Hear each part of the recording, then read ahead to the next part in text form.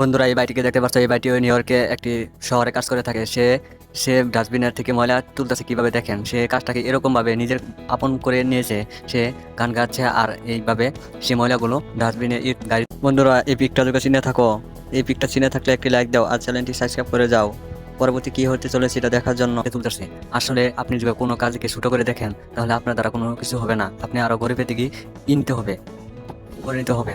আপনি যদি আপনার যে কোনো কাজ যদি কাজকে ছোট না করে ওই কাজটাকে আপনি সঠিকভাবে করতে থাকেন, ওই কাজটা আপনাকে এক সময় অনেক সময় এবং মূল্যায়নের মধ্যে পড়বে এবং অনেক অর্থ আপনি কামাই করতে পারবেন। যদি কোনো কাজকে আপনি ছোট করে দেখেন তাহলে আপনার দ্বারা কোনো কিছুই হবে না। আপনার জীবনে অর্থনীতি আগাবে না এবং কোনো কিছুই আপনি করতে পারবেন না এবং সফল হতে পারবেন না। এই ভিডিওটা যদি ভালো লেগে থাকে আর এই ভিডিওটা যদি আপনার কাছে একটু ভালো লেগে থাকে তাহলে একটু লাইক দিবেন আর চ্যানেলটি সাবস্ক্রাইব করে যাবেন এরকম আরো ভিডিও পেতে মজার মজার।